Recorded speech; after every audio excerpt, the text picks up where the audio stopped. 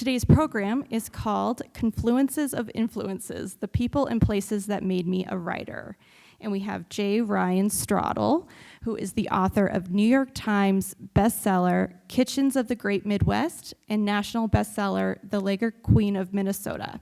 His writing has appeared in the Wall Street Journal, The Guardian, The Rumpus, and the Los Angeles Review of Books.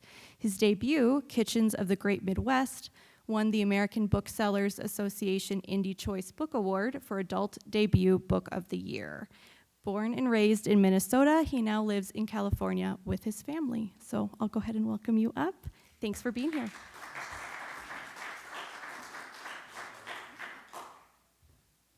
Hey everyone, thanks for coming out on a Saturday morning to see a weird guy from Minnesota. Before I continue, who among this crowd is a current or former teacher or librarian? Okay, we've got, wow, about half the crowd. Awesome, thank you. Thanks so much for what you do. I wouldn't be here without the teachers and librarians in my life, and I'll get to that in a little more detail in a bit. But first I wanted to talk about my new book, Saturday Night at the Lakeside Supper Club, which is a book I think I've wanted to write my entire life. Now, how many people in this room know what I mean by the term supper club? Okay, a little over half. That's great. Yeah, you're lucky. And the rest of you, well, you're in for a very pleasant surprise. I'll let my character Mariel define it for you. I won't try to do it myself, but Mariel, I think, captures some of the zeitgeist. It's in 1996, and she's just inherited the supper club from her grandparents. Mariel Prager believed in heaven because she'd been there once so far. She'd like to report that it looks an awful lot like Minnesota, or South Dakota. The next best place to heaven, in her experience, was a type of restaurant found in the northern Midwest called a supper club. When she walked into a good one, she felt both welcome and somewhere out of time. The decor would be old-fashioned, the drinks would be strong, and the dining experience would evoke beloved memories, all for a pretty decent price. Since she was a kid, Mariel had spent countless days at Floyd and Betty's Lakeside Supper Club in scenic Bear Jaw Lake, Minnesota. That's a fictional town, but for those of you who'd want to put it on a map, I'd say it's between Park Rapids and Grand Rapids and between Brainerd and Bemidji. So somewhere in that rhombus, yeah. The place wasn't particularly scenic itself, just a one-story brown wooden building with red doors and windows on the side facing the lake. But the sign outside read, "Fine dining at a fine value since 1919. And because everyone trusts a neon sign, fulfilling that promise was the duty of the owner, which as of 2 weeks ago had become Mariel. On Mariel's watch, a proper supper club meal began with a free relish tray and basket of bread, followed by a round of brandy old fashions, and then a lavish amount of hearty cuisine, with fried fish on Fridays, prime rib on Saturdays, and grasshoppers for dessert. Does that sound all right? So yeah, that's the supper club setting. And I did note that Mariel inherited the supper club from her grandparents, which meant that they skipped her parents' generation. And her mom, Florence, isn't too happy about this. Florence's central conflict with Mariel is perhaps best described in a newspaper article that happens about 3/4 of the way through the book. No spoilers, but this is the setting in which I begin this novel. And I gotta say, it's inspired by people I grew up with. The headline, "Elderly Minnesota Woman Waits for Ride from Daughter," by Cynthia Specht. On a Saturday in late June, Florence Jean Stenerud's daughter, Mariel Prager, promised to pick her up at the Our Savior's Lutheran Church pancake breakfast up in Bear Jaw. Now, over a month later, Mrs. Stenerud is still in the church lobby and still waiting. Refusing all other offers of transportation on principle, Florence is seen by many in the area as a hero. So many parents have experienced this kind of careless neglect from their adult children, friend and local resident Mildred Kokendorfer said. Florence knows how they feel, and they know how she feels. The 5 weeks spent waiting in a church lobby for a ride home is believed to have shattered the unofficial, unverified record for public passive-aggressive waiting, which was set more than 30 years ago, in September 1965, when Verna Swenson waited 24 hours at Mickey's Diner in St. Paul for her son Mitch, when Mitch got their meeting wrong by a day. When informed of setting a possible record, however, Mrs. Stenerud seemed unimpressed. Although she wouldn't go on record, the pastor at the church, Jeff Staley, attempted to speak for her. "I don't know about that term, passive-aggressive," Father Staley said. "Maybe it's the other person being passive-aggressive. You know, it takes two to tango." Meanwhile, Staley, Kokendorfer, and other Bear Jaw residents have rallied behind their stubborn friend, bringing Mrs. Stenerud food, changes of clothes, and entertainment. Several Scrabble, Yahtzee, and cribbage tournaments have been held, and a meat raffle featuring a visit from former Minnesota Vikings coach Jerry Burns attracted a standing room only crowd last Thursday.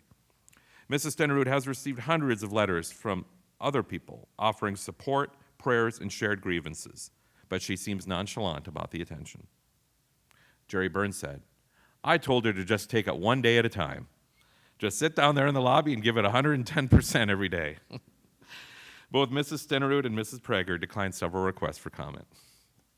So that's that conflict. That's how I started writing this book. I thought of this kind of what I considered to be entertaining parent-child conflict and expanded on it to fill a book. When I first sat down to write this book, I wrote all of Mariel's chapters first. There's 4 point-of-view characters in this book. There's Mariel, there's Florence, there's Mariel's daughter Julia, and there's Mariel's husband Ned.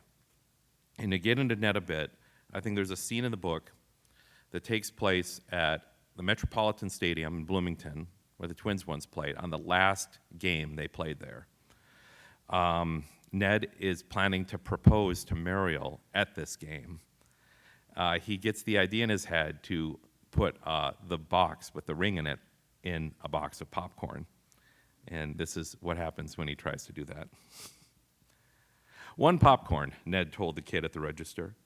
He heard cheering coming from behind him and glanced back towards his section. "Did the Twins score?" "Probably not," the vendor said. Ned handed the kid a small box from Gerber Jewelers in St. Paul, where his father and grandfather had each bought their rings, and felt nervous for a moment to be trusting an $8,000 engagement ring to a strange teenager. "Can you just put that at the bottom of the popcorn?"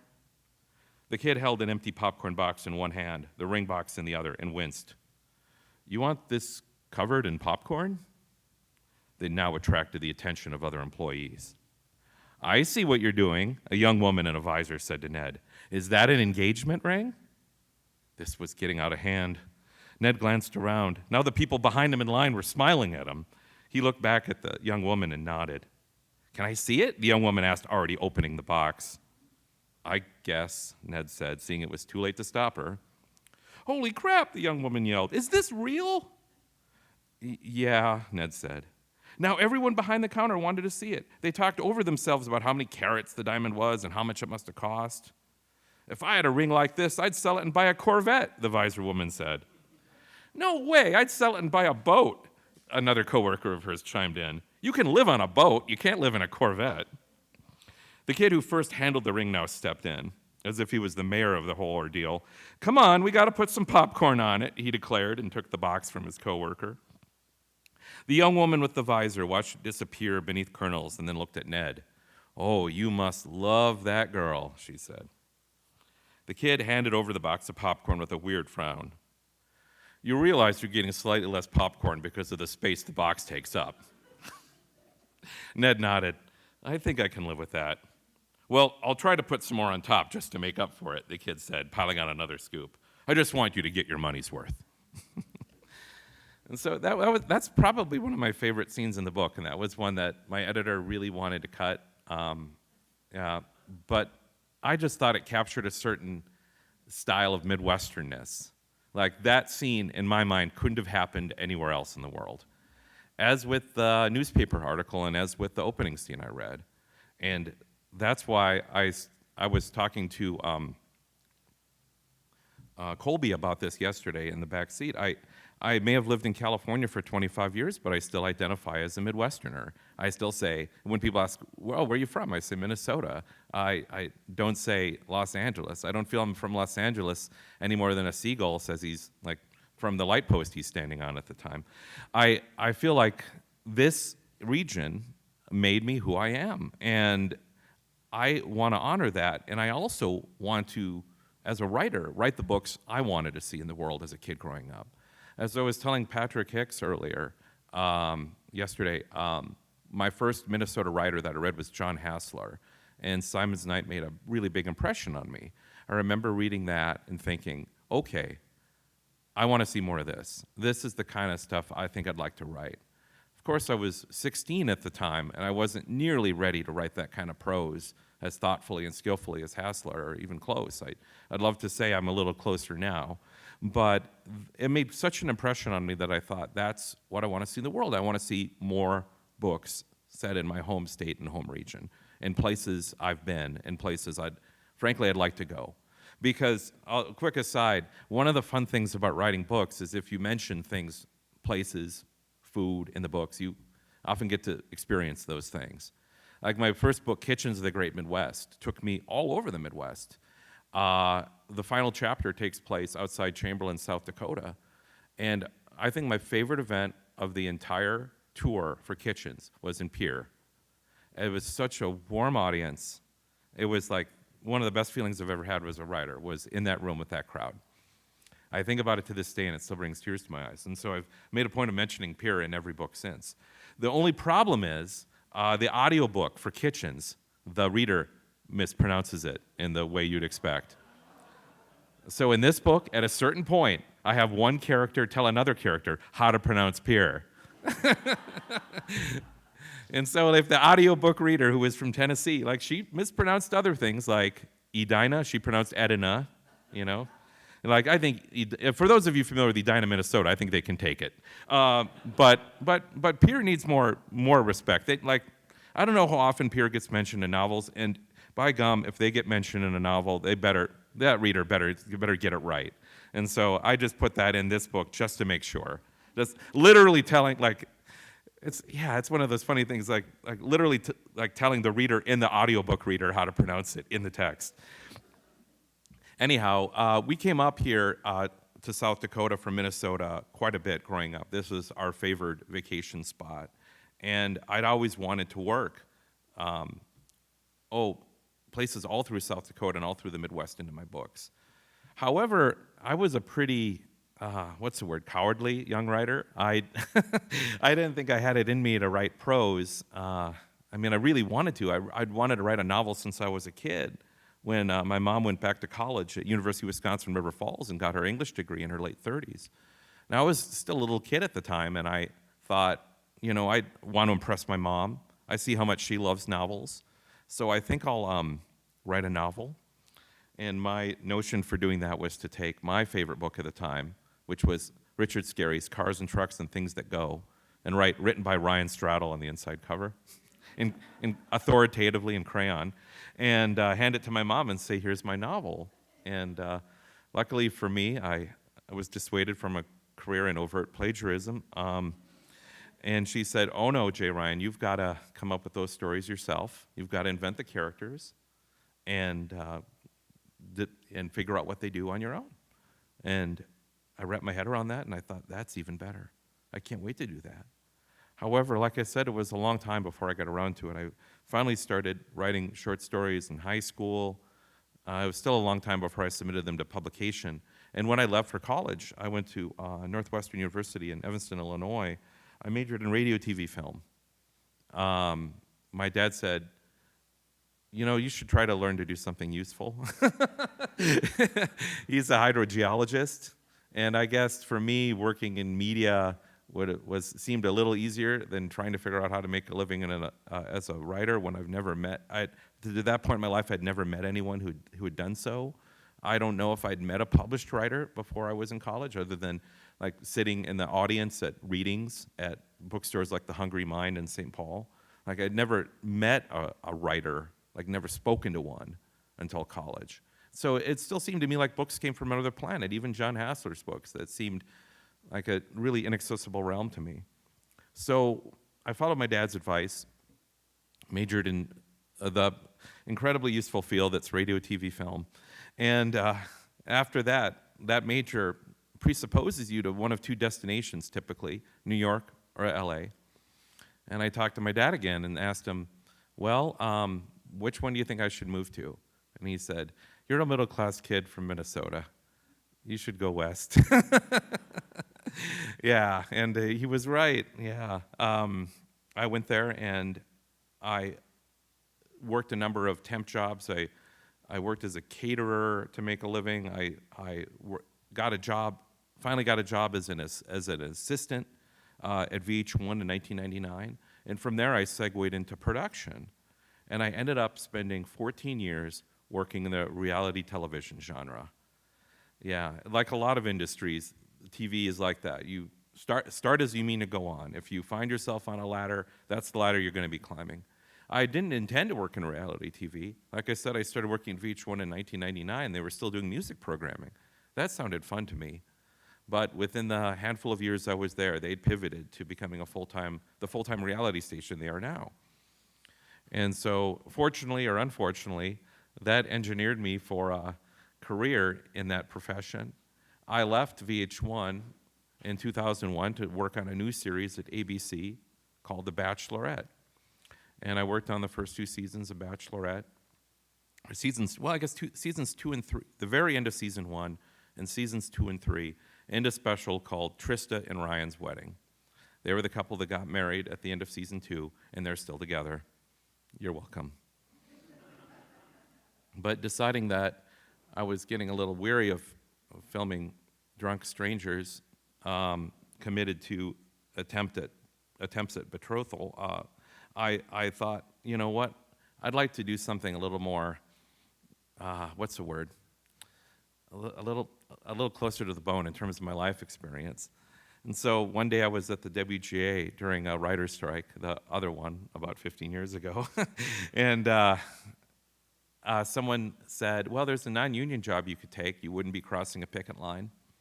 And that job was in the Canadian Arctic, about 120 miles north of the Arctic Circle. And it started in January and went to April. And I raised my hand and said, I'll absolutely do that. I don't know why. I think I thought, I'm from Minnesota. I've been cold before. Yeah, I can. This was another realm of cold. Yeah, this was like 4 layers of clothing on kind of cold. And it was season 2 of Ice Road Truckers, which never shot there again because, frankly, it's too safe to drive trucks when it's that cold. At least as far as the ice is concerned. It's quite dangerous if the truck happens to break down. That's where you're going to run into issues with mortality. But the ice was over 3 feet thick most of the time we were there. So most of the time we were trying to make things look more dangerous than they were. And nonetheless, I really enjoyed it. I had a real blast working in the Arctic. And when I got the call to work on another show, I was hesitant to leave Ice Road Truckers. But the other show I was called to work on was called Deadliest Catch. And I'd wanted to work on Deadliest Catch since it first aired. I thought, this is a neat show. This is basically shot as a documentary.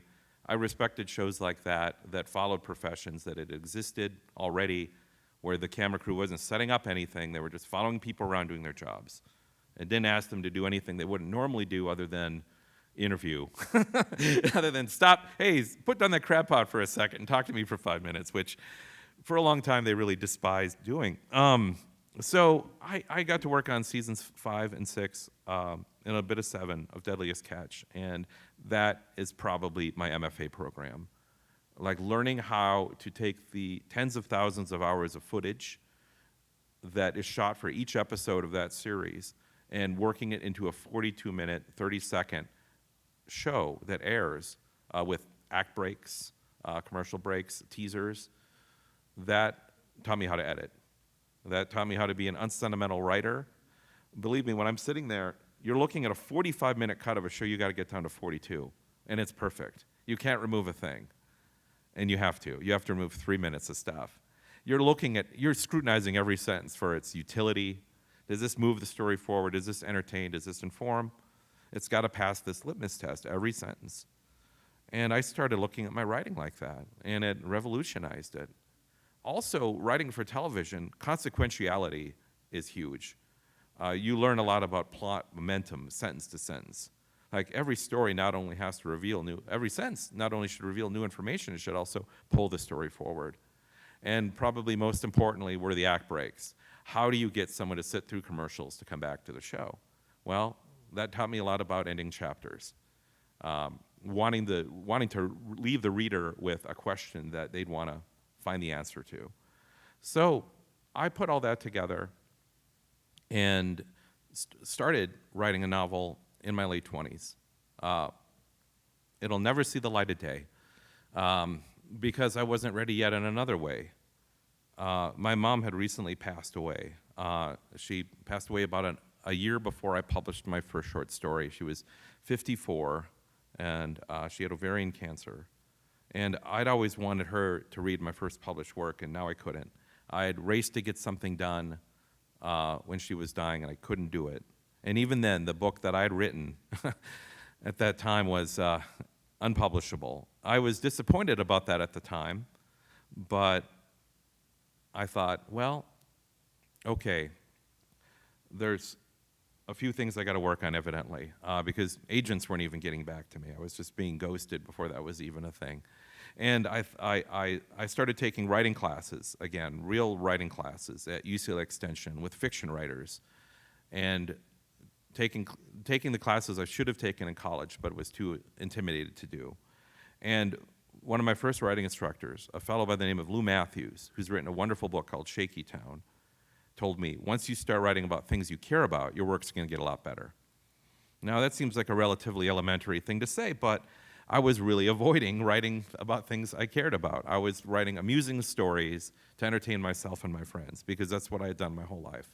I had never thought about taking on an emotional topic as weighty as my mom's death and thinking about what I could do with that and what story I could learn from it and tell to readers.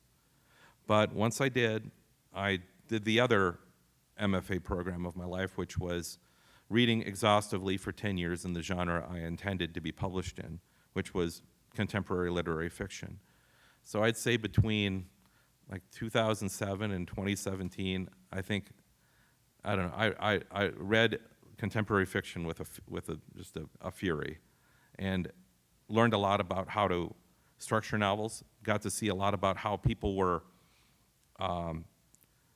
employing time shifts in narrative and character point of view. I really enjoyed books like Olive Kittredge by Elizabeth Strout, Visit from the Goon Squad by Jennifer Egan, Cloud Atlas by David Mitchell, Life After Life by Kate Atkinson.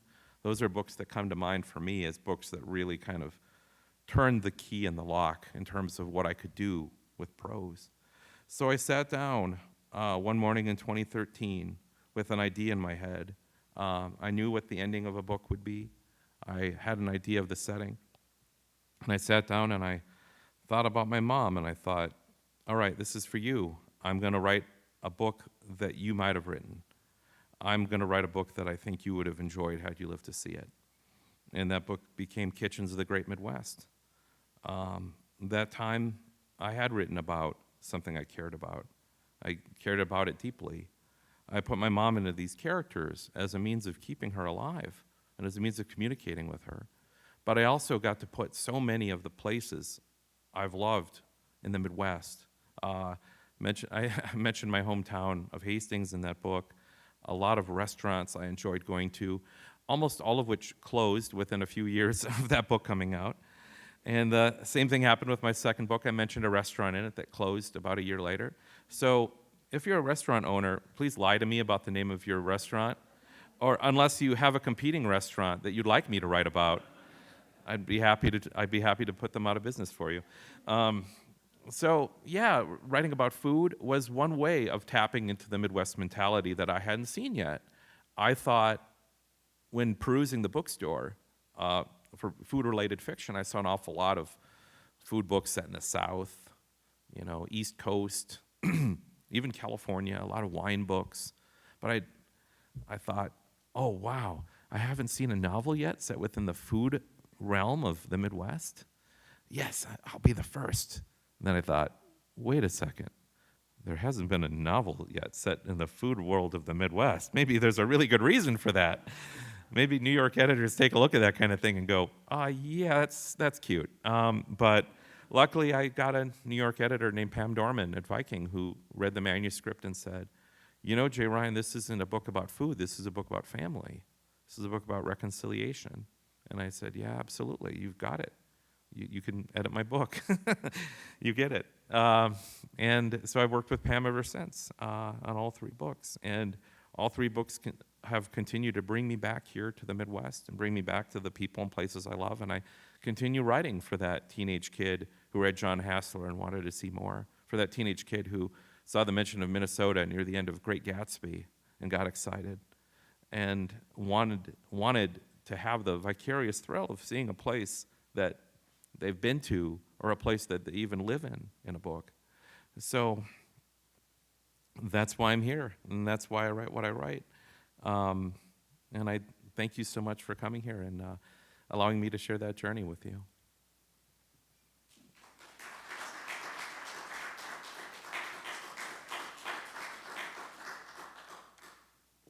I'm really happy to take any questions you've got. Here, I'm going to turn my alarm off now. Okay, great. I did not go over time. Yeah. All 3 of your books, I listened to you last night talk about your mom today again, and my dad passed away 22 years ago. And all 3 of your books, there is something in there that it's almost a deja vu of, my mom or with my dad. Mm. And even so much as the supper club, I that was our book club discussion a couple 2 Thursdays ago, and I had to miss it because I was in Belfast for a friend's dad's funeral. Mm. And I took a detour and I drove through downtown Spearfish, driving by the old Margie Supper Club. And I don't know if anybody else is around here. And all I could think of was, oh my gosh, we had 7 kids, we didn't go out to eat very much. And we went to Margie's and they put that relish tray on the table with black olives, something you didn't get that often. No. And my dad would just beam, and the big thing of bread and all these kids, and I just had to go through there because I just read that and I thought, there's so many times in your books that do that for me. Every time my kids cook walleye, I'm right there. I have to grab a beer when my husband's making a pie. Just so many things like that. It just really has brought me a lot of joy. Oh, thank you. That's so nice to hear. Was there anything unusual on that relish tray? Yeah. I just remember the olives. Yeah. We didn't get them very often unless you went to a wedding, Yeah. You got in trouble for putting them on your finger. Yeah. Relish them. Yeah, I agree. My character, Florence, she works as the salad girl at her supper club in the 40s and 50s, back when that was a position. And she also had to make the relish trays, and so she got a little bit of free hand to deciding what was on them, and she always put black olives on them because she said her mom never bought them, That's what I remember too. I know there was pretty colorful things. Yeah, there's been some unusual things that I've experienced. It depends on the owner. Wisconsin, you're likely to get cheese on the. Pickled beets generally. Yeah, pickled beets. Yeah, sometimes raw carrots. Sometimes pickled carrots, like other pickled watermelon rind. I've seen that. Yeah. Any other questions or comments? Yes, Patrick. 2 questions. Oh, wow. One, did you get a chance to meet John Hassler? I did not. Oh, Yeah, I did not. and 2, and I'm sure you get this quite often, but I'm always curious about writers. We're working on one project, but sort of thinking about the next project. So, can you tell us what the next project is? Oh boy, I can't yet. It's still very gelatinous in my head. I haven't started writing it. The short answer for why not yet is a 200-year-old oak tree fell on our house in March, and it kind of destroyed the house, and we've been dealing with that ever since. Where luckily insurance paid for us to move to a rental house, but it's gone so slowly because they found asbestos in it, and there was still a huge hole in the roof, and it kept raining, and everything got wet, and then vermin moved in, and rats destroyed the HVAC system, and so a tree fell on the house in March, and just last week we got the electricity restored to the house. That's how quickly things have been going. Yeah. So yeah, hopefully we'll be back this year. Fingers crossed for Christmas. But anyway, that's been kind of a full-time job. If for any of you who have worked with contractors before, you should probably kind of be there to supervise them. There's all this little stuff that comes up that if you're not there, like stuff as simple as what direction do you want a door to open? You better be there. Yeah. All that kind of stuff. Yeah. So that's kind of been my full-time job, unfortunately. That, and I've been touring for this book. So when I'm home, I'm at the house, and when I'm on the road, I'm here. And so I haven't had the peace of mind to start working on a new piece yet. But I've got some ideas. I'll just have to sit and see which one in the dog pile climbs to the top. Yes, Mark. You said earlier that you knew the end of the book and worked toward that. Mhm. Is that how you always Absolutely. have the ending in mind? Absolutely. Around that? Yeah. Characters the same way, or do they develop? Characters come early. The order I do things is I ask 3 questions. I mentioned this yesterday. The 3 questions I ask myself are, what do I want to see in the world? In other words, like, why am I writing this? What's the purpose? What do I want to learn about? Because it's more fun if I get to research something and get to learn something better, learn about something better. Like beer, for example, with my second book, I probably couldn't have told you the difference between a lager and an ale. I liked them both, but I couldn't have explained it to you. And I thought, there's a lot of breweries popping up around the Midwest. That'll be a fun thing to research, and turns out it was. I did a lot of research right here in South Dakota, actually, for that book, and Jennifer and Rich Widman drove me around and took me to breweries and thanked them for the acknowledgments. But the last question I asked myself is, what am I afraid of? What am I facing? What issues am I grappling with that I want to resolve, that I can send characters on a mission to resolve? And because I write for my mom, a lot of it has to do with parent-child relationships. So I think of those 3 things, and from those I can come up with an ending. Like, how do these 3 things fit together? What kind of ending do I want? There's an axiom, I don't know who said it, that if you want to disappoint people, write a short story. If you want to lift people up, write a novel. So I usually try to have my novels end on some kind of, if not a happy note, at the very least, an ambiguously hopeful one. And so I think about that too. And so when you think about what would be an ambiguously hopeful ending based on the answers I have to those questions, and from there I'm able to discern what my themes will be, and if I know my themes, I know my characters, because then you can develop characters that oppose and deny these themes and create really wonderful cognitive dissonance within them as they stumble forward towards an inevitable future that is hopefully better for them, while they think they're doing something else. So, yeah, that's it. And then the characters come through, and then these characters just demand to be spoken about. They take rent-free space in my head and start talking to me. It's really funny. I was talking about it last night as describing it as voices in my head. Like, quite literally, at a certain point, these characters are just ordering me around. Like, I'll be driving to pick up my son from preschool, or I'll be in the shower, or I'll be, trying to figure out what weird plant that is growing in the backyard. And this Florence or Julia or Mariel will just start saying, I want to do this. You're going to have to go inside and write this down right now. You're going to make me like that. And quite often I'll go, no, that really complicates your life. That's a really bad idea. People will hate you for it. And then I make them do it anyway, and then we'll see what happens.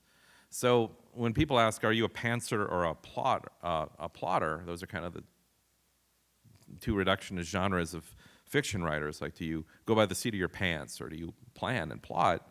I'm sort of a hybrid, because I do all this planning ahead of time, and then I actually sit down and just let my characters dictate how to get to that ending. Yeah. And quite often, like Diane said yesterday, I start in the middle. I write out of order. I just sit down and start writing whatever scene I'm most interested in. Like, what'll make me happy? What am I most jazzed to write about? For example, in my second book, The Lager Queen of Minnesota, the first scene I wrote was a scene where my main character, Edith, goes to a friend's house after a wedding, a friend's apartment, and there's a bunch of brochures for nursing homes on his coffee table. And he's really upset about it because he feels like, oh, my daughter's going to put me in one of these places and I don't want to go. And she's rifling through the brochures, and she sees one that's really poorly made, and it's really cheap stock. And she goes, "This looks like a nice place for me to volunteer. It looks like they could use the help." And I thought, like, I want to get to know that person. Like, who is this person that, and I've met them. And I just thought, not enough people write about people like this, like these just insanely kind of quietly generous people. One of my favorite characters in the history of fiction is probably Bishop Muriel from Les Miserables by Victor Hugo. I just love that character, and I try to put characters like that in my books, and to the point that even the character Mariel is like an homage to him, because I've been fortunate enough to experience the generosity of my Midwestern friends and relatives my whole life, and I want to tell the world about it. And also, if you're going to make up a world to live in for 3.5 years while you're writing a novel, it may as well be one you enjoy with people that you like writing about. I'm also, as much as I personally like unlikable narrators and difficult people, I don't simply want to read about them all the time. I think there's a lot of people doing really wonderful things in the world that aren't newsworthy, and I wanted to write about them too. I felt they deserve a story as well. Because just because someone is a generous, nice, kind, thoughtful person doesn't mean their life is free of conflict. Quite the opposite. It's quite interesting to me sometimes to take a person like that and put them on a journey where they're going to expand their knowledge, they're going to leave their comfort zone, and they're going to learn something. All right. How are we for time? That was a long answer. Oh, okay, great. So we have time for at least 2 more questions, I think, if I manage to keep my answers shorter than that one. Yeah, anything else? Oh, my editing process. Well, write a first draft, and I've got a group of fellow novel writers in California that I get together with, and we read each other's novels. We've all been published novelists at one point or another. Most of us are still actively working at it. Yeah, in fact, all of us are. Yeah, there's no one who's just, semi-retired or, doing something else full-time. So it's nice to have this group of people that we have the same problems. We all have agents. We're all trying to get publishing deals. We're all capable of writing publishable manuscripts. And so when we complain about things like, oh, my agent gave me notes, it doesn't feel like humble bragging to a writer in the group that hasn't had a book or an agent. And so it's helpful to have that cohort of people also because they have a point of view on their work and their editing style. And so that's my first line of defense, is this group of fellow writers. And from there, once it passes muster with them, then I'll hand it to my agent. My agent, he used to be an editor at Simon & Schuster. Yeah, he worked for Michael Peach at Little Brown. And he's a good editor. And so he'll do a pass. And then I'll send it to my real editor, Pam Dorman, who's a tough customer. And sometimes even after what I've done, passed through these groups and through my agent, Pam will still come back to me with, this isn't working, do it better, Yeah, and I'll do it. Believe me, I've gotten network notes on shows that were a lot more brusque than Pam. And so I think I've got a thicker skin than some writers from just having to deal with TV network executives for 14 years. But yeah, Pam's style is pretty blunt at times, And but we'll work together, and I'll do passes on the manuscript until she says it's done. Yeah, this book I think took 3 drafts with Pam. Yeah, 3. Yeah, and then untold drafts before that first draft got to Pam. Yeah. So yeah, that's it. Yeah. Yeah. Any last question? I will say that one of the reasons I want to write about supper clubs is because, well, not just because they're indisputably Midwestern. I don't know of them existing anywhere else outside of the Midwest in quite the same way. But I'd been fortunate enough to work in one. And I worked at one called the Steamboat Inn in Prescott, Wisconsin, which is one of the restaurants mentioned in my first novel that closed down within a year or 2 of the book being published. And I thought, this is the coolest place in the world to work in for a teenager like me, because I'd eaten there, I think, twice before then. It was a place for very special occasions. And it was really invigorating for me, in retrospect, to work somewhere where people were choosing to spend the most momentous nights of their lives, celebrating birthdays, anniversaries, retirements. And I wanted to capture that too, that there's a lot of subtle joy in the Midwest. I think we're hard people to get to know if you're not from here. Certainly have a lot of friends who moved to Minnesota from other places and said how difficult it was to make friends. But I think, you know, if I hadn't grown up here, I wouldn't be able to write about these people I love as much, well as I do. And I just want to tell the world about them. So once again, thanks again for coming, and I hope to see you soon.